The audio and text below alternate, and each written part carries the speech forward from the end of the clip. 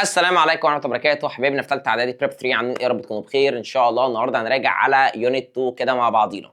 طبعا يونت 2 فيها 3 دروس من اليونتس الثقيله، اكتر يونت فيها دروس، بس ان شاء الله هنلاقيها سهله جدا. هنركز النهارده على اول درسين بالذات، لان اول درسين هم اللي فيهم المسائل، فيهم البروبلمز، وعملنا لك شيت جميل جدا جدا جدا حرفيا فيهم كل درس في صفحه. ادي ليسن 1 وادي ليسن 2 وادي كمان ليسن 3، حرفيا كل درس في صفحه بكل المعلومات اللي فيها بشكل منظم جدا جدا جدا. وكمان في ورقه ثانيه نقعد نحلها عباره عن اسئله بس، من اسئله بس، هي ورقه عباره عن اسئله من محافظات السنين اللي فاتت عن يونت 2، هنقعد نحلها كده مع بعضينا بحيث ان احنا كنا رجعنا وحلينا.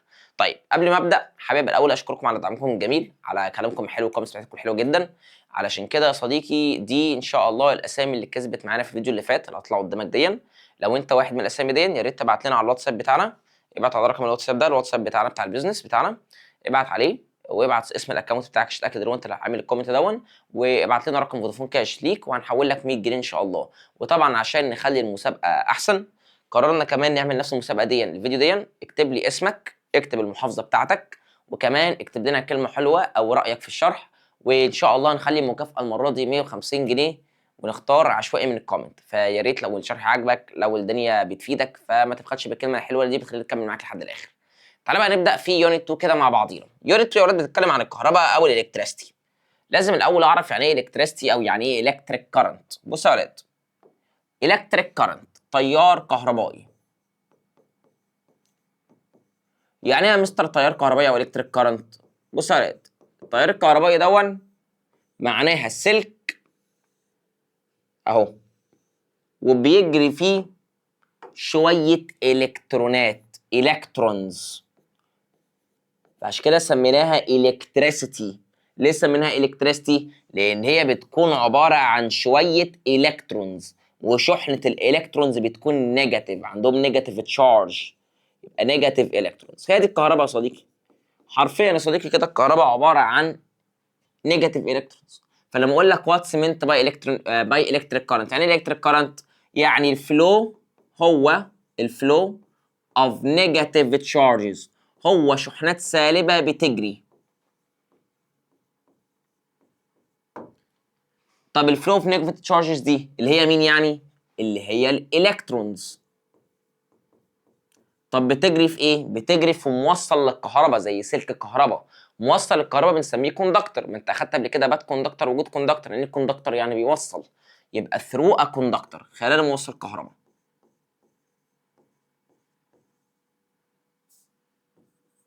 ده معنى كلمه الكتريك كارنت او تيار كهربائي. طيب بص يا ولاد، اي تيار كهربائي في الدنيا لازم يكون عنده 3 صفات مهمين هناخدهم. تاني، يكون عنده كام صفة؟ 3 صفات، 3 physical properties بنسميهم physical properties of electric current، الصفات الفيزيائية للتيار الكهربائي. هناخدهم صفة صفة. نبدأ بالصفة الأولى اللي بتميز أي سلك كهربائي في الدنيا. الصفة الأولى يا ولاد بنسميها electric current intensity. intensity يعني شدة، شدة التيار الكهربائي. شدة التيار الكهربائي يعني شدته، يعني قوته، يعني هل هيتكهرب جامد ولا هيتكهرب حاجة بالراحة؟ طب يا مستر ازاي بنعرف شدة التيار الكهربائي؟ سهلة. بص يا ولاد، هنا عندك هو السلك بيجري فيه شوية الكترونات صح؟ لو اعتبرنا ان التايم هنا او الوقت اللي هنا هو ثانية واحدة، يعني ايه يا مستر؟ يعني هنا عدى ثانية واحدة. لما عدى ثانية جري كام الكترون؟ 4 صح؟ طيب لو معايا سلك تاني جنبه اهو برضو، والتايم برضو 1 سكند، نفس الثانية الواحدة. بص هنا بيجري كام الكترون يا ولاد؟ 6 الكترونات. فبالتالي لو قلت لك لما بعد واحد، لما بقول واحد، لما بقول ثانية، هنا هيجري كام الكترون؟ 4. ولما اقول واحد هنا يجري كام الكترون؟ 6.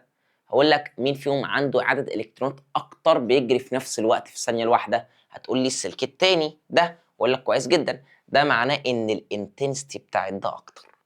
ايه ده يا مستر؟ يعني انتنستي معناها كلمة electric current intensity معناها كمية الإلكترونات اللي بتجري في الثانيه الواحده، الله ينور عليك، كل ما كميه الالكترونات اللي بتجري في الثانيه الواحده كانت عاليه كل ما الانتنستي تبقى عاليه. كل ما كميه الالكترونات اللي بتجري في الثانيه الواحده تبقى قليله كل ما الانتنستي تبقى قليله. بس يبقى يعني ايه بقى كميه الالكترونات؟ كميه الالكترونات بنسميها quantity of charges او electrons. يبقى quantity of charges او negative electrons يعني. تمام؟ اللي بتجري، يعني ايه بتجري او تتدفق؟ يعني flow، تتدفق. quantity of charges او electron flowing في جزء او مقطع من سلك. يعني ايه مقطع؟ يعني through a cross section. مستر ايه cross section؟ يعني مقطع. يعني انا هنا رسمت لك السلك كله ولا رسم لك جزء من سلك الكهرباء؟ انا رسمت لك سلك كهرباء طويل وعريض بقى، رسمت لك سلك كهرباء طويل قوي ولا جزء من سلك الكهرباء؟ تقول لي لا جزء منه. through a cross section، خلال جزء. cross section of الكوندكتور in 1 second، في الثانية الواحدة. وده كده تعريف مين يا صاحبي؟ ده كده تعريف الانتنسيتي. يبقى what's meant by electric current intensity؟ يعني ايه electric current intensity؟ كمية الإلكترونات quantity of electron flowing through a cross section of conductor in 1 second، اللي بيجروا في مقطع من السلك أو مقطع من وصل الكهرباء في الثانية الواحدة. ولو عايز تجيب القانون بتاعها، بص بقى كده، أول مثلث هناخده النهارده إن شاء الله. أنت كده معاك الانتنسيتي اللي هي الأي بتعتمد على الكوانتيتي اوف الكترونز اللي هي الكيو، والتايم اللي هو التي. يبقى هيبقى معانا مثلث عامل كده اهو يا ولاد. بص كده مثلث عامل ازاي اهو. ده المثلث ده مش هيكون حلو خالص. ثانيه واحده، تعالى اكتبه لك هنا اهو. ايوه كده، يا سلام اهو. بص بقى يا ولاد، المثلث ده كده هو عباره عن ايه؟ المثلث ده كده زي ما اتفقت معاك هيكون ما بين 3 حاجات: الانتنستي اللي هي الاي، الكوانتيتي بتاعت الالكترونات اللي هي الكيو، والتايم اللي هو التي. طبعا التايم كلنا عارفين بيتقاس بالثانيه، بالسكند. التايم يتقاس بالسكند. الكوانتيتي تتقاس بالكولامب، والانتنستي تتقاس بالامبير. يعني لو عايز اجيب انتنستي يا اولاد اهو، اعمل مين على مين؟ كوانتيتي اوفر تايم. يبقى لو عايز اجيب انتنستي يا صديقي، تعالى نكتبها هنا كده. عايز اجيب انتنستي هعمل كوانتيتي اوفر تايم. الفكره بقى يا صديقي اللي انت لازم تكون عارف العلاقات. يعني ايه يا مستر عارف العلاقات؟ بص يا ولاد، لازم اعرف علاقه الانتنستي بالكوانتيتي وعلاقه الانتنستي بالتايم. طب اعرفها ازاي يا مستر؟ سهله. بص يا ولاد، اللي فوق الاوفر، مش انت عامل كيو اوفر تايم؟ اللي فوق الاوفر اللي هو الكيو، مين فوق الاوفر؟ الكيو، بيكون دايركتلي مباشر معاه. واللي بيكون تحت الاوفر اللي هو التايم بيكون انفرسلي. مستر هو كانت ايه دايركتلي وانفرسلي؟ هقول لك حاجه. بص يا ولاد، الانتنستي والكيو بيكونوا دايركتلي بروبوشنال لبعض. يعني ايه يا مستر دايركتلي بروبوشنال؟ يعني الكوانتيتي لو زادت الضعف الانتنستي هتزيد الضعف معاها.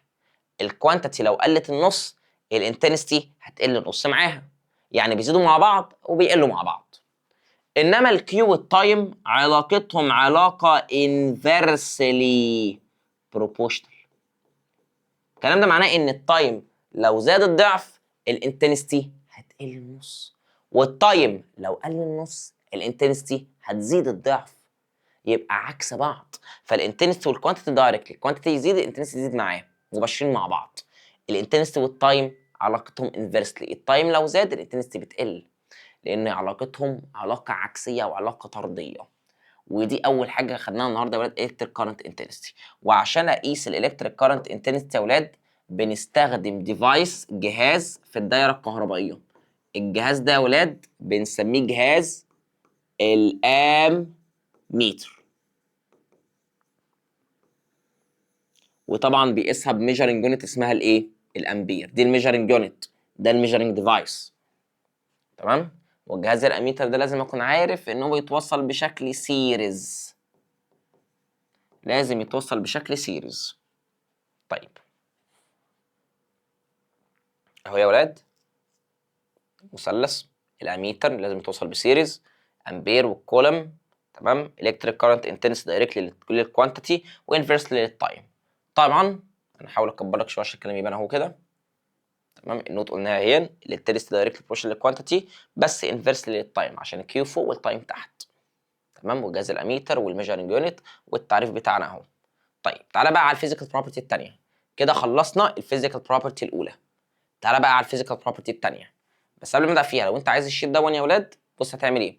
هتفتح اللينك بتاع الديسكربشن، ادخل على الديسكربشن بتاع الفيديو في الديسكربشن، ادخل عليها، هتلاقي لينك دوس عليه. لما تدوس على اللينك ده هتلاقي لينك للتليجرام، ادخل على التليجرام هتلاقي الشيت ده موجود، تقدر تحمله وتتابع مننا معانا. تاني حاجه هتلاقي يا صاحبي ان شاء الله يعني هتلاقي اللهم صل على النبي لينك قناه الواتساب، تدخل عليها عشان بننزل عليها مواعيد السناتر وبننزل عليها كمان النظام المنسق وكل الكلام الجميل ده. وتالت حاجه هتلاقي كمان صفحه الفيسبوك بتاعتنا تقدر تعمل لها فولو عشان مفيش اي حاجه تقدر تفوتك. طيب تعالى بقى نكمل البوتنشال ديفرنس.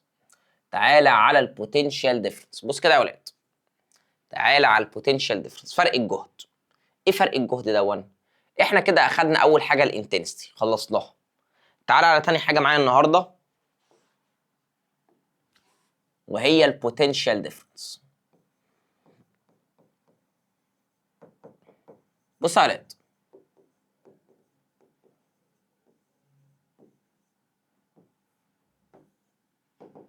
البوتنشال ديفرنس او فرق الجهد. دلوقتي انا قلت لك ان الانتنستي عباره عن كميه الكترونات بتجري في الثانيه الواحده، مظبوط؟ تقول لي مظبوط جدا يا مستر، اقول لك حلو قوي. طب معلش يا ولاد، هي مش الالكترونات دي عشان تجري، الالكترونات عايزه تجري مش محتاجه حاجه تزقها، صح؟ مش محتاجه مجهود يتبذل، نبذل شغل عشان نزقها، محتاجه ورك، عمل عشان الالكترونات تجري. ما بقول لك الانتنستي عباره عن كميه الكترونات بتجري في الثانيه الواحده.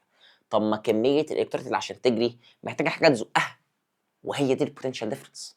البوتنشال ديفرنس يا اولاد عباره عن الورك دان، الجهد المبذول. ليه؟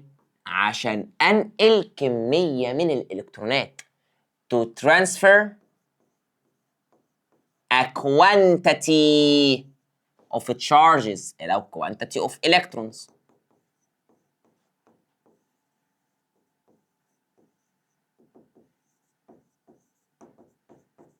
طبعا واحد هيقول دلوقتي مستر، هي مش الكوانتيتي اوف تشارجز او الالكترونز هي دي؟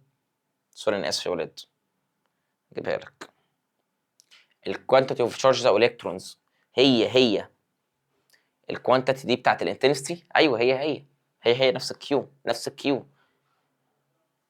طبعا عشان تنقل الكوانتيتي اوف الكترون دي لازم تكون من مكان لمكان. ما انت هتنقل كميه الالكترونات دي من ايه يا ولاد؟ من مكان الى مكان اخر، او من نهايه الكوندكتور او من بدايه الكوندكتور للنهايه بتاعته، يعني ما بين مكانين في الكوندكتور، يبقى between التو تيرمينالز. يعني ايه تو تيرمينالز؟ يعني نهايتين الكوندكتور. يعني مثلا انت بتنقله في سلك، فاول السلك واخر السلك دول التو تيرمينالز between two terminals of a conductor.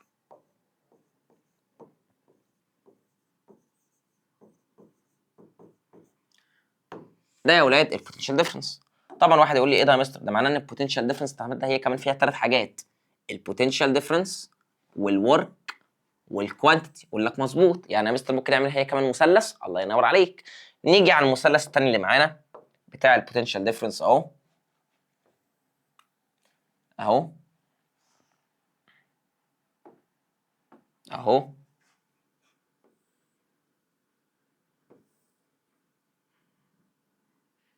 بصوا يا ولاد، البوتنشال ديفرنس اللي هي الفي، potential difference هي الفي، تمام. والفي دي اللي هي البوتنشال ديفرنس نقيسها بالفولت، الميجرنج يونت فولت. معاك الكيو، سوري مش كيو هنا، ثانيه واحده، معاك الكيو اهي اللي هي الكوانتيتي نقيسها بالكولمب. واخر حاجه الورك، الجهد اللي هنبذله، والورك يا ولاد يتقاس بالجول. يبقى الفي potential difference تتقاس بالفولت. الكيو quantity اقيسها بالكولوم. الدبليو work اقيسه بالجول. لو عايز تجيب potential difference حط ايدك كده على potential difference اللي هي الفي، تعمل مين على مين؟ تقول لي والله يا مستر عشان اجيب الفي هقوم عامل يا دكتور يا دكتوره يا دكاتره ال work over quantity. يعني لو قلت لك قول لي العلاقه ما بين البوتنشال ديفرنس والورك وما بين البوتنشال ديفرنس والكيو، تعرف ولا ما تعرفش؟ والله يا مستر اعرف عشان انت قلت لي القانون خلاص قبل كده. حضرتك يا مستر قلت ان الحاجه اللي فوق بتكون دايركتلي والحاجه اللي تحت بتكون ايه؟ انفرسلي. فالفي والورك هما دايركتلي بروبورشنال. يعني ايه يا مستر؟ يعني الورك لو زاد الضعف البوتنشال ديفرنس هتزيد الضعف معاه، الورك قل النص البوتنشال ديفرنس قل النص معاه. طب الكيو والفي inversely proportional. يعني الكوانتيتي لو زاد الضعف الفي هتقل النص، والكوانتيتي لو قل النص الفي هتزيد الضعف. تمام يا ولاد؟ ده كده البوتنشال ديفرنس. طب ايه يا مستر الديفايس؟ الجهاز اللي بنقيس بيه. يعني احنا خدنا في الانتنستي الديفايس اسمه اميتر، انما الديفايس بتاع البوتنشال ديفرنس الديفايس بتاعنا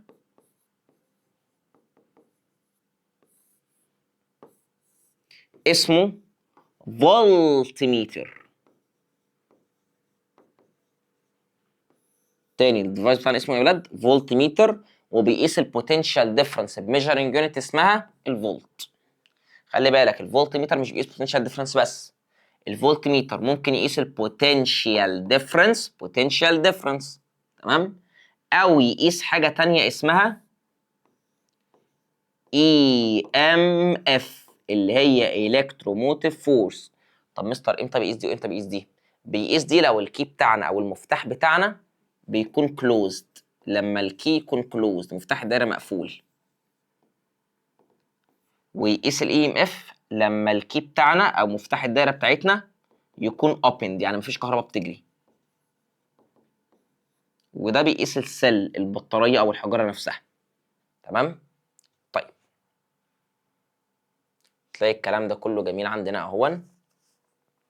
work done transfer current of electron between two end او two terminal. بدل end ممكن اقول terminal عادي جدا. قانون اللي فيه قلناه. عندنا طبعا جهاز الفولتميتر بيقيس البوتنشال ديفرنس لما السيركت تكون كلوزد، واي ام اف او الكتروموتيف فورس وين سيركت از ايه يا اولاد؟ اوبن. ولازم اكون عارف ان جهاز الفولتميتر بيتوصل باراليل، انما جهاز الاميتر لو فاكر اهو بيتوصل سيريز. يبقى الاميتر يا اولاد اتوصل سيريز. امالها عملت كده ليه؟ هي بكسلت كده ليه يا اولاد؟ الله يخرب بيت عينك ضربت البورد. لا هي اتصلحت يا اولاد. الاميتر اتوصل سيريز انما الفولتميتر اتوصل باراليل. كده خلصنا حاجتين يا اولاد. خلصنا طبعا الانتنستي والبوتنشال ديفرنس. تعالى بقى على الخاصيه الثالثه للتيار الكهربائي الاخيره، الكتريك ريزيستنس او تيار المقاومه او مقاومه الكهرباء. بص يا ولاد، الحاجه الثالثه اللي معانا في الكهرباء كده خدنا اتنين انتنستي وبوتنشال ديفرنس، ناقص الثالثه. الثالثه يا ولاد وهي electric resistance مقاومة الكهرباء.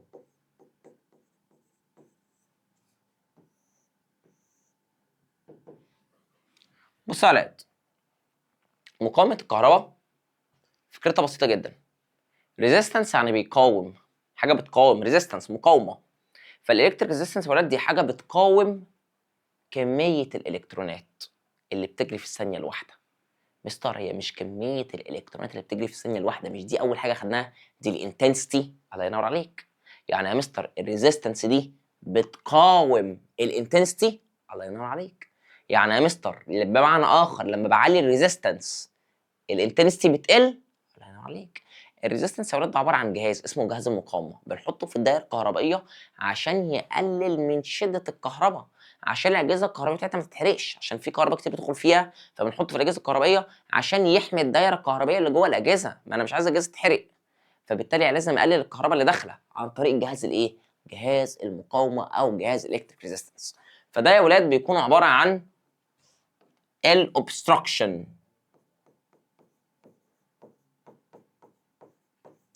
الobstruction يعني ايه obstruction يا مستر؟ يعني opposition، يعني اعاقه او حاجه عكس التيار الكهربائي. الobstruction او opposition to electric current intensity، هي حاجه عكس الالكتريك current intensity.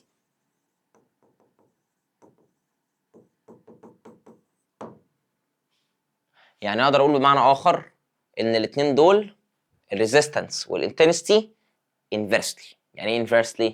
يعني الريزيستنس لما بتزيد الانتنستي هتقل، والريزيستنس لو قلت الانتنستي هتزيد. وطبعا الساينتست اللي قال الكلام دون اسمه اوم، او اتش ام. فبالتالي يا اولاد الريزيستنس بنقيسها بالاوم، واسم الجهاز اللي بيقيس بالريزيستنس اسمه اوم ميتر. ده الميجرنج ديفايس. كده معانا 3 اجهزه: اميتر، فولت ميتر، اوم ميتر. اميتر بيقيس انتنستي، فولت ميتر بيقيس بوتنشال ديفرنس او اي ام اف، اوم ميتر بيقيس ريزيستنس. طيب تعال ناخد المثلث بتاع اومز لو، قانون اوم. ده المثلث الاخير اللي معانا في الليسون دون، اومز لو. اومز يا ولاد ده عباره عن مثلث، بيقول لك المثلث دون ان الالكتريك كارنت انتنستي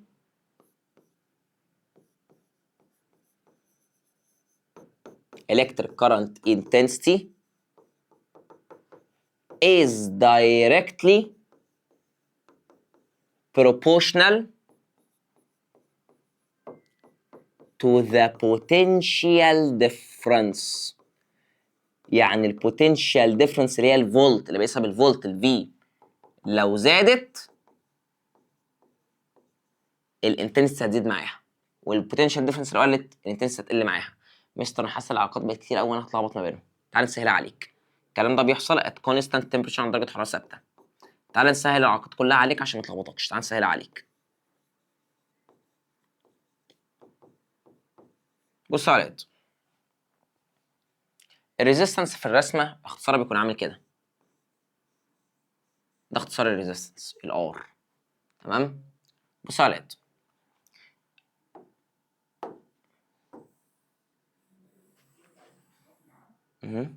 تمام.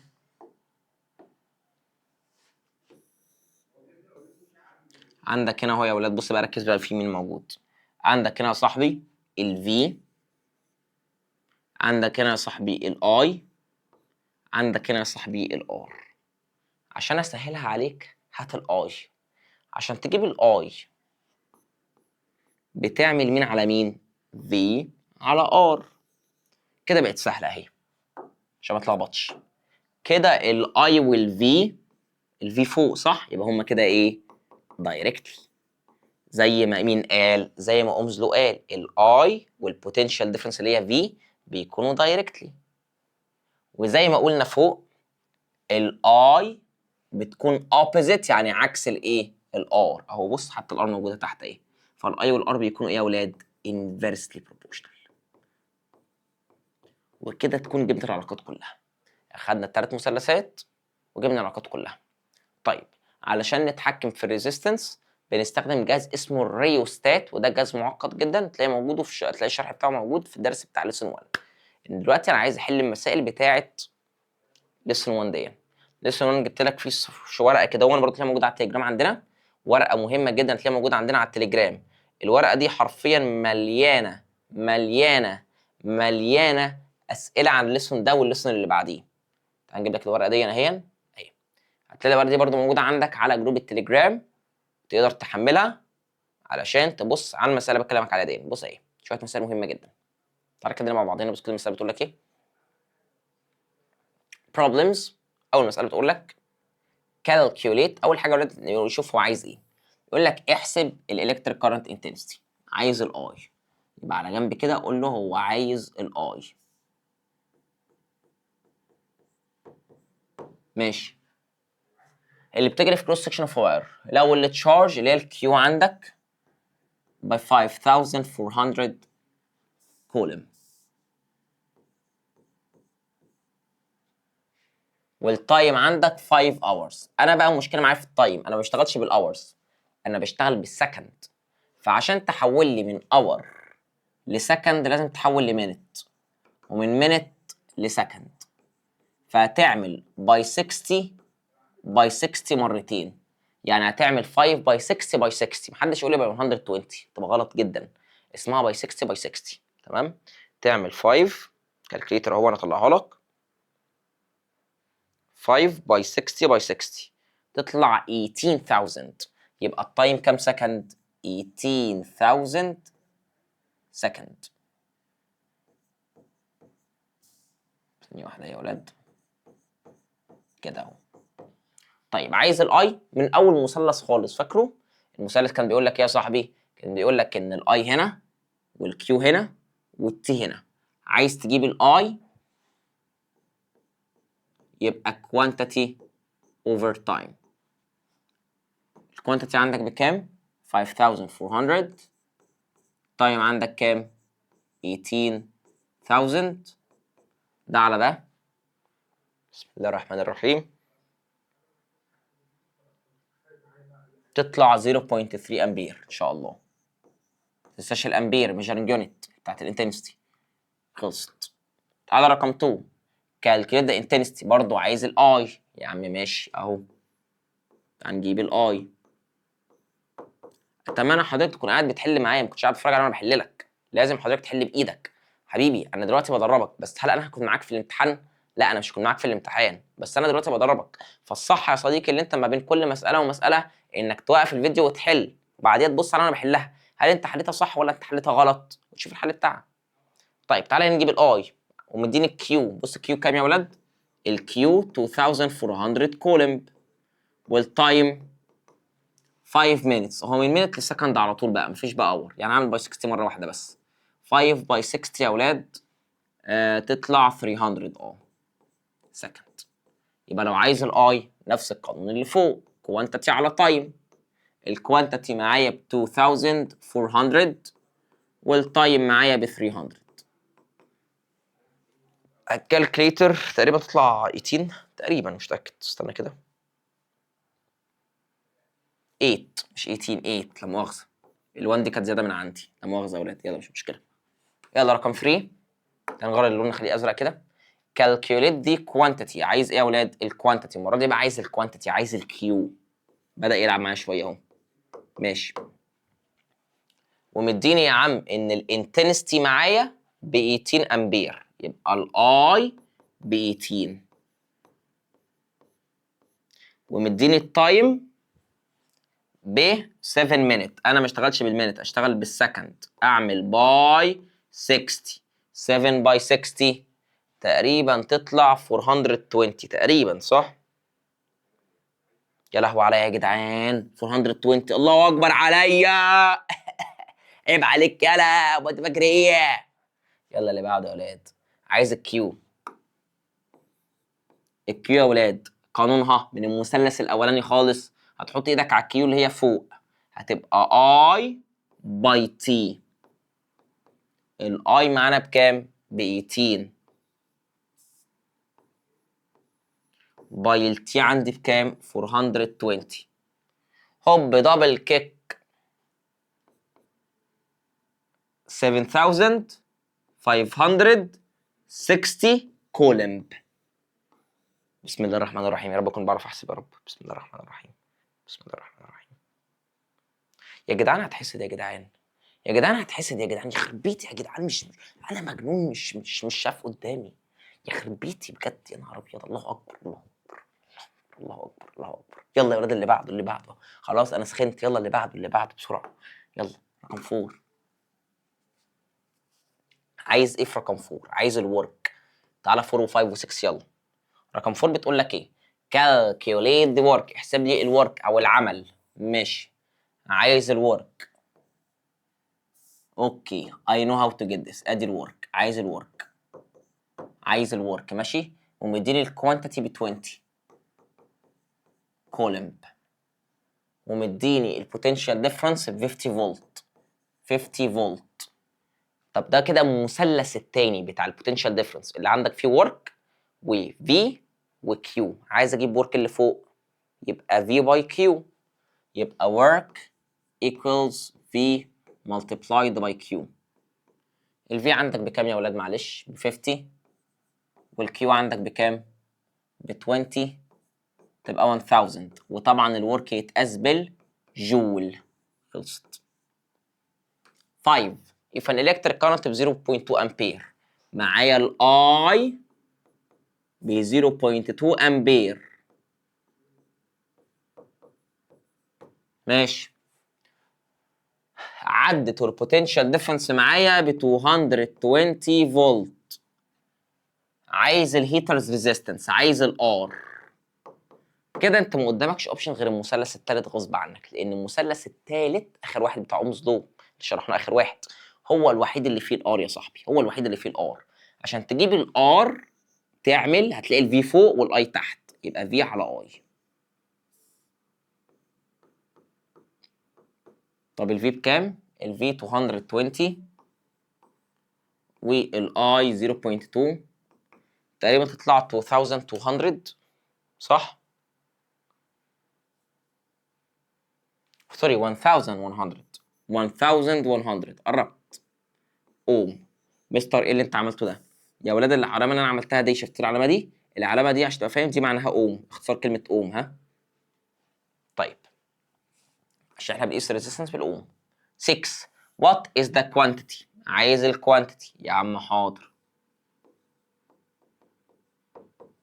ماشي، عايز الكوانتيتي ومديني الريزيستنس ب 1000 اوم، ومديني التايم 30 minutes. كده كده هحول المينت لسكند، هعمل 30 باي 60. 30 باي 60 تطلع 1800 سكند. تمام. والبوتنشال ديفرنس ب 220 فولت، والفي ب 220 فولت. طبعا هتقول لي مستر انا عايز الكيو. ماشي، هستخدم اي مثلث يا مستر؟ استخدم المثلث الاولاني خالص. فاكر اول مثلث خالص بتاع الانتنستي؟ معاك ايه؟ معاك انتنستي تمام، والتايم والكوانتيتي فوق. عشان تجيب الكوانتيتي يا صاحبي بتعمل intensity by time. هتيجي تحل هتلاقي intensity مش موجودة، بس التايم موجود. التايم بكام؟ ب 1800. هتقول خلاص تعال نجيب الانتنستي. اجيب الانتنستي ازاي؟ حبيب قلبي، انت معاك في ومعاك ار. فاكر المثلث الاخير التالت بتاع اومز لو اللي عندك فيه يا صاحبي؟ ده المثلث ده يا ولاد. عندك هنا في مين؟ عندك صلى على النبي كده، ومن هنا ار اي في. عايزك تجيب الاي تعمل ايه؟ في على ار. والفي معايا والار معايا، الار هي 1000، تطلع 0.22 امبير.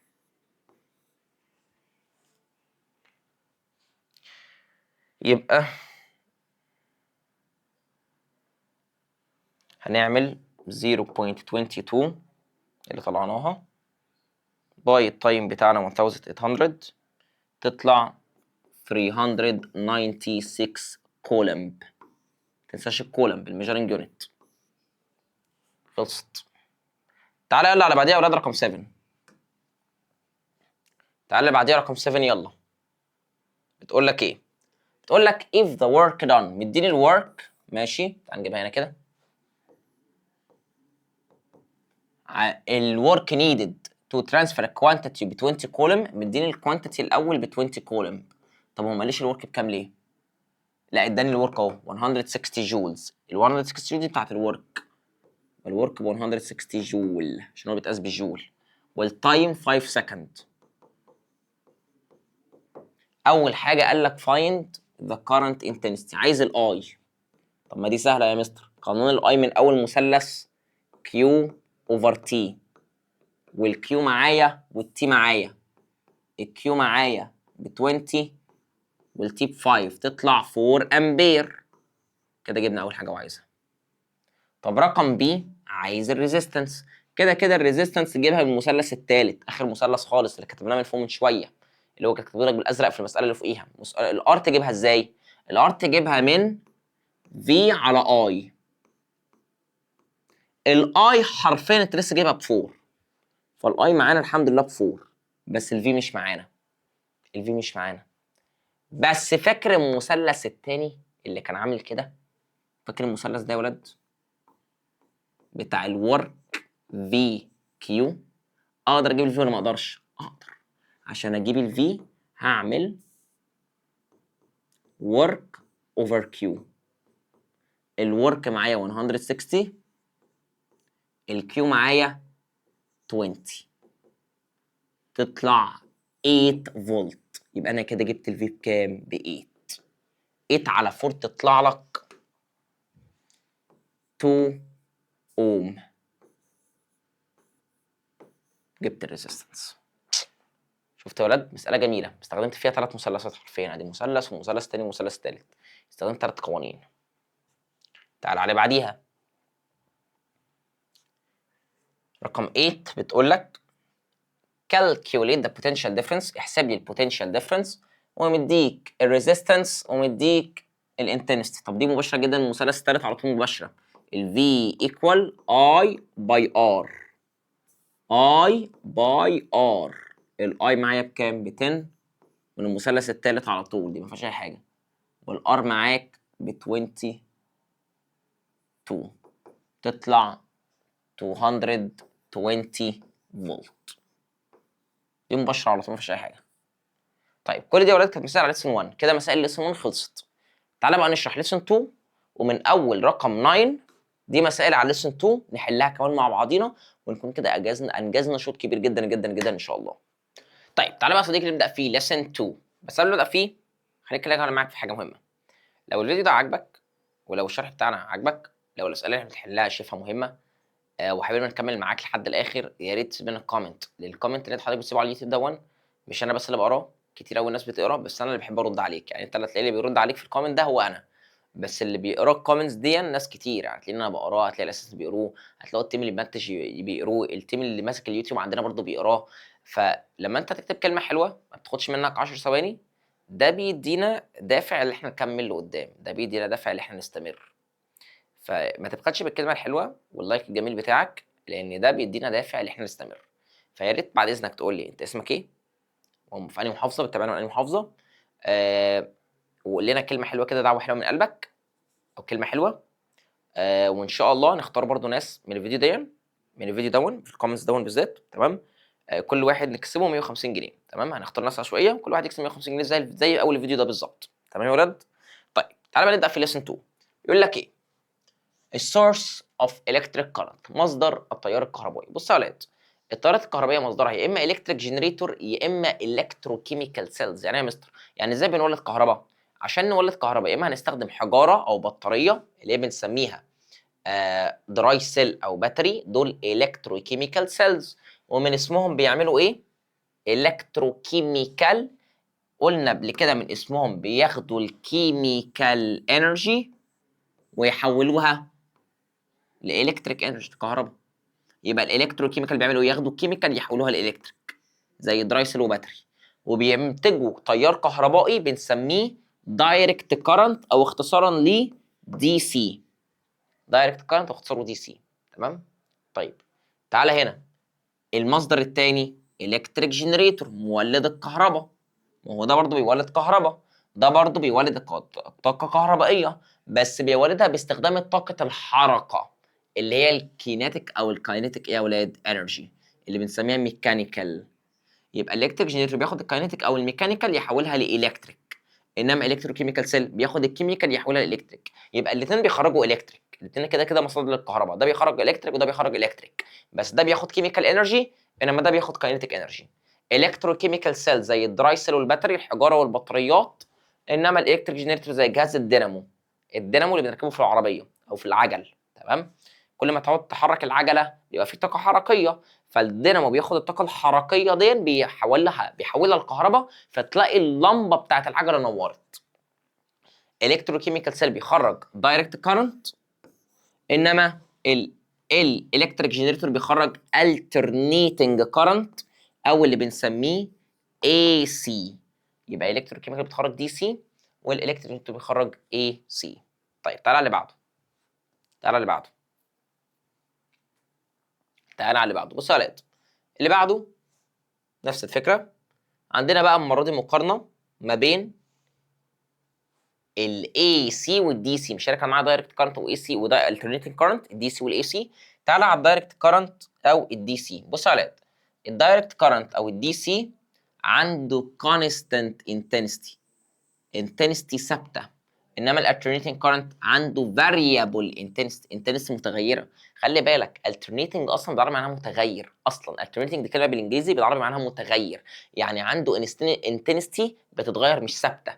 انما دايركت يعني مباشر، فتلاقي الانتنستي بتكون ثابته كونستنت. الحاجه الثانيه السورس المصدر، قلنا الدي سي بيخرج من الكتروكيميكال سيلز زي الدراي سيل والباتري، انما الالترنيتنج كارنت بيخرج من الجنريتور او الدينامو.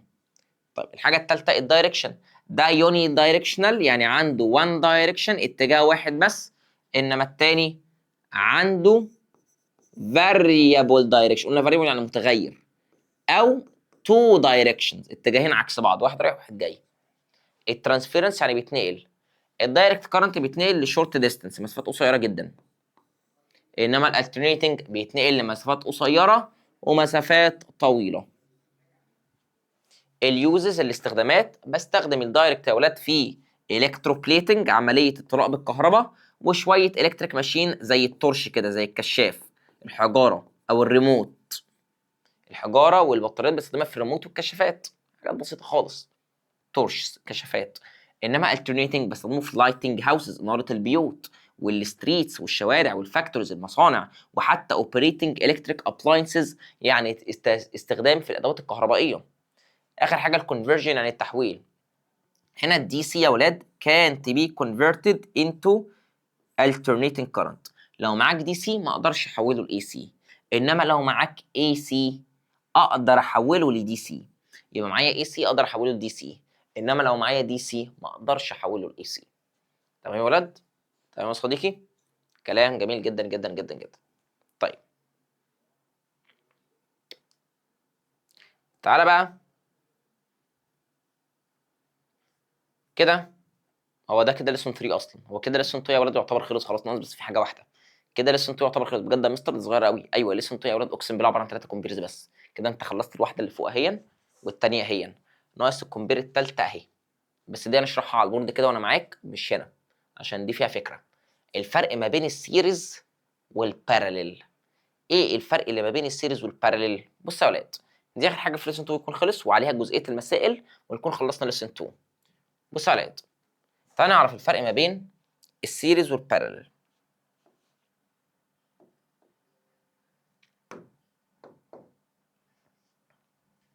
بصوا كده يا ولاد،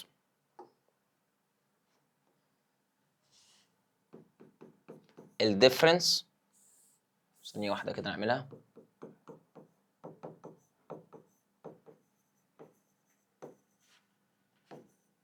between series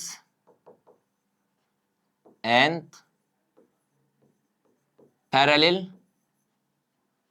connections.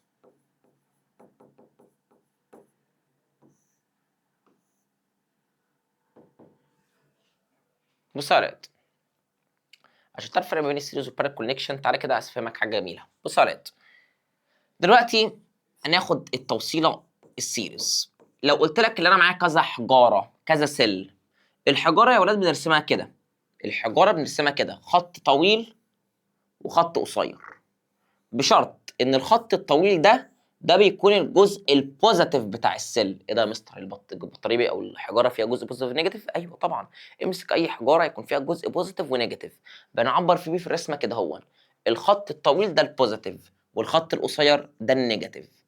دي كده E1 اول حجاره معانا، ووصلتها بحجاره كمان، ادي بوزيتيف نيجاتيف. ادي الحجاره الثانيه اسميها E2، ووصلتها بحجاره كمان ودي هسميها E3، وهكذا. ما انت فهمت الفكره. بص كده على الثلاث حجارات دول، لو جيت تركز يا صديقي هتلاقي الثلاث حجرات دول كلهم متوصلين على نفس الخط، كلهم على خط ايه يا اولاد؟ واحد، صح؟ الحجرات دي كلها متوصله على نفس الايه؟ الخط، خط واحد بس اهو. تمام؟ ومش بس كده، الفكره كلها ان كل نيجاتيف وراه ايه؟ بوزيتيف. كل نيجاتيف وراه بوزيتيف. هي دي التوصيله السيريز يا صاحبي. التوصيله السيريز هي دي. عشان يا صديقي تجيب الاي بتاعت الباتري بتعمل E1 بلس الE2 بلس الE3. يعني السيلز دي كلها مع بعض، دي سيل ودي سيل دي سيل، السيلز دي كلها مع بعض تعمل لك باتري، تعمل لك بطاريه. ايه ده يا مستر، في فرق بين الحجاره والبطاريه؟ طبعا. الحجاره الواحده من دول، دي حجاره ودي حجاره ودي حجاره، الثلاثه مع بعض يعملوا لك بطاريه. اوعى تسرح، كل ما تسرح ادي نفسك بالقلم عشان تفوق. اوعى كده. اوعى. يبقى تاني في فرق بين سل وباتري. السل حجاره، طب حجاره مع حجاره مع حجاره مع حجاره مع حجاره، بطاريه. حلو. طيب لو قلنا ان دي، ركز في دي بقى، دي 2 فولت ودي 2 فولت ودي 2 فولت، يبقى 2 فولت 2 فولت 2 فولت. لو عايز تجيب البطاريه تعمل ايه؟ تعمل 3 بلس بعض، تعمل 2 بلس 2 بلس 2 يديك 6 فولت. حلو الكلام؟ كلام جميل جدا. طيب مستر معلش، هل في قانون تاني؟ في قانون تاني يا اولاد ممكن نستخدمه عشان تجيب الاي بتاعت الباتري. تعمل ان باي اي. الان يعني نمبر اوف سيلز، عدد السيلز. انت معاك كام سيل؟ 1 2 3، يبقى النمبر اوف سيلز 3. اي 1 اي 2 اي 3، 3 سيلز اهو. باي الاي بتاعت الواحده، باي اي 1. الاي 1 بكام؟ ب 2، اي واحده منهم ب 2 اصلا، يعني 3 باي 2 تطلع 6. يبقى الان يعني نمبر اوف سيلز، عددهم هم 3، والاي معناها الواحده بكام؟ الواحده ب 2، يبقى 3 باي 2 ب 6. بص نفس الناتج اهو. طب مستر امتى استخدم ده امتى استخدم ده؟ ده بينفع في جميع الحالات بلا اي استثناء. ده ما بينفعش الا في حاله واحده بس. ده بينفع بس في حاله ان هما كانوا سيميلار، متشابهين، زي هنا عشان دي 2 2 2 2 فهم متشابهين. انما يا صديقي مثلا لو مثلا يا نهار ابيض انا مسحتها كلها، معلش انا هعمل حاجه اذكى. هعمل حاجه اذكى بس عشان انا مش عايز امسح كل ده. تعالى نمسح دي ونمسح دي ونمسح دي كده. ايوه كده. بص بقى يا اولاد، لو قلت لك مثلا دي ب 2 ودي ب 4 ودي ب 6، او ساعتها القانون اللي تحت دون مش هيشتغل، لان لازم الثلاثه يكونوا شبه بعض، لازم الثلاثه يكونوا نفس الرقم عشان اعرف اخد ال2 او ال3 اللي هي شبه بعض فيهم. بس هل كده هم شبه بعض؟ الاي هنا، الاي هنا ما بينهم واحده؟ لا مش واحده، يبقى القانون ده مش عارف اشتغل بيه. انما البلصات ممكن اشتغل بيه عادي. فبالتالي الاي بتاعت الباتري دوت اللي بنعمل فيه بلصات، اللي هو sum of all cells، بنجمع فيه مجموع الخلايا كلها، ده بيشتغل مع السيميلر والديفرنت، مع السيميلر سيلز وكمان الديفرنت سيلز، بيشتغل مع كله. يعني 2 بلس 4 بلس 6 يدينا 12 فولت. فهمنا الفكره يا ولاد؟ وهكذا بقى. ده لو انت هتوصل سيريز. تعالى بقى يا صديقي نشوف لو هنوصل بارل هنعمل ايه. بس الاول هرجع دي لاصلها. كل واحده من دول كانت كام يا ولاد؟ كانت 2. كانت 2 فولت، 2 فولت، 2 فولت و2 فولت. خلي بالك في السيريز كل نيجاتيف بيكون وراها بوزيتيف، او كل بوزيتيف ورا نيجاتيف. عايز تقولها كده صح، عايز تقولها كده صح. المهم ان كل تو اوبوزيت تشارجز قصاد بعض، كل تو اوبوزيت تشارجز قصاد بعض، يعني نيجاتيف ورا بوزيتيف او بوزيتيف ورا نيجاتيف. تمام؟ طيب تعالى بقى في التوصيله الباراليل. التوصيله الباراليل اصلا معناها باراليل يعني موازي، يعني حاجه موازيه لحاجه. بص يا تكون عامله ازاي.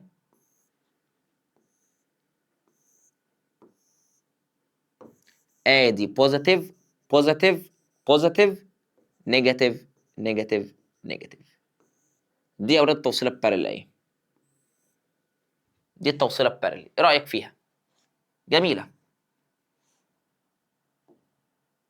دي طريقه التوصيله الباراليل. عندك البوزيتيف كله مع بعض في ناحيه، والنيجاتيف كله مع بعض في ناحيه اهو. ادي البوزيتيف كله في ناحيه والنيجاتيف كله في ناحيه. لو قلنا دي 2 فولت 2 فولت 2 فولت، يبقى E1 اهي، E2 اهي، E3 اهي. لو عايز تجيب الاي بتاعت الباتري سهله،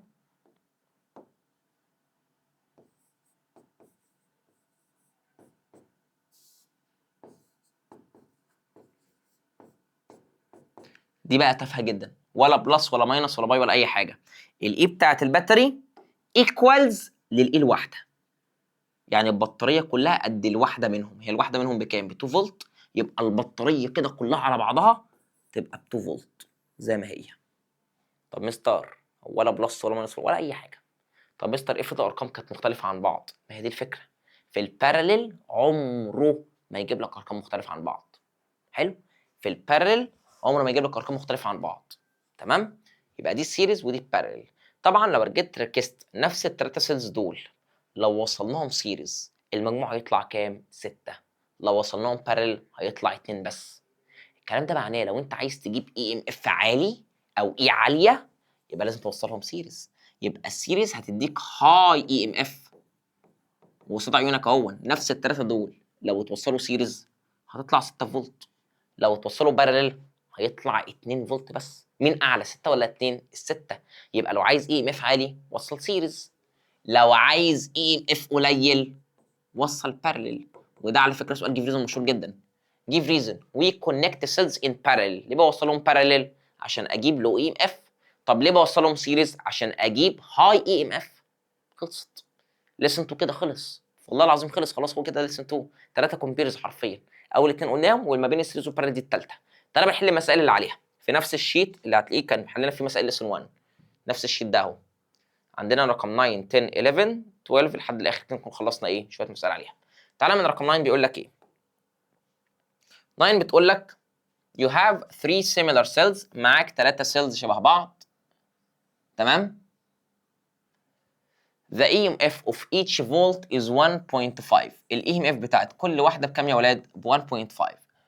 Explain by using a diagram. How can you connect them to obtain an EMF of. أول حاجة عايز أجيب EMF ب 1.5 فولت. طيب وأنا عندي كام سيل يا ولاد؟ 3 كل واحدة ب 1.5. عايز المجموع يطلع 1.5 زي ما هي. خلاص خد التلاتة وصلهم إيه؟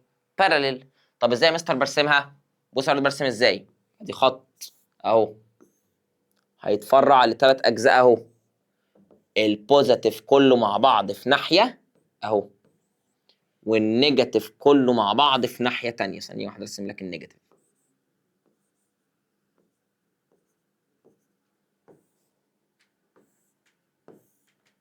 اهو. خلصت. ليها كذا طريقه للرسم يا ولاد، ليها كذا طريقه للرسم، في كذا طريقه صح مش دي بس. تعالى على تاني حاجه، عايزها ب 3 فولت.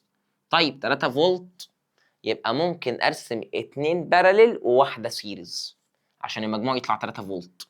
يبقى هرسم واحده كده اهو. بص انا هعمل ايه. دي بوزيتيف دي نيجاتيف، وابدا افرع 2 باراليل. بس خلي بالك هنا في ايه؟ نيجاتيف. انا عايز دي تكون سيريز ليهم، فعشان تكون سيريز لازم النيجاتيف يكون وراه ايه؟ بوزيتيف. يبقى خلي الجزء ده كده بوزيتيف. بص اهو.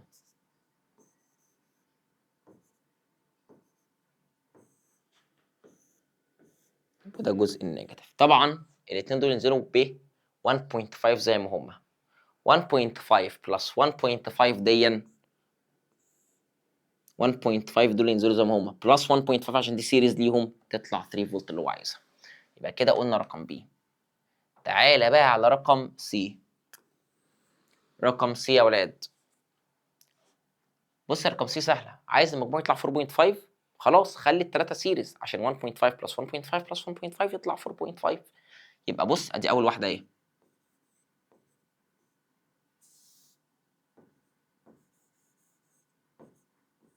الثانيه اهي، الثالثه اهي. شايفين يا ولاد عملت ايه؟ كل ادي اول سيل اهو. مش في هنا نيجاتيف يبقى لازم يكون هنا في بوزيتيف، مش هنا في نيجاتيف يبقى لازم هنا يكون في بوزيتيف. 1.5 بلس 1.5 بلس 1.5 يطلع 4.5 اللي هو عايزها. شكرا كده حليت رقم 9 اهي.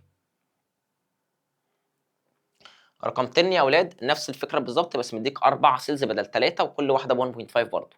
دي ممكن تحلها لوحدك ما فيهاش مشكله. تعالى بنحل المسائل دي مهمه جدا، المسائل دي مهمه جدا جدا جدا جدا. بيقول لك هنا calculate، احسب لي the EMF of a battery، احسب لي ال EMF بتاع باتري in the opposite figure. ماشي، بص كده الاثنين دول ايه مالهم يا ولاد؟ الاثنين دول كده مالهم parallel، فينزلوا زي ما هما ب 1.5 فولت زي ما هما. عندك الجزء ده بوزيتيف اهو، شايفين بوزيتيف اهي، في خط طويل اهو بوزيتيف، والجزء ده نيجاتيف، يبقى دي سيريز معاه، يبقى بلس 1.5 دي. طيب بص هنا، شايف الجزء ده نيجاتيف، يبقى الجزء ده كده نيجاتيف، انما الجزء ده كده كان بوزيتيف.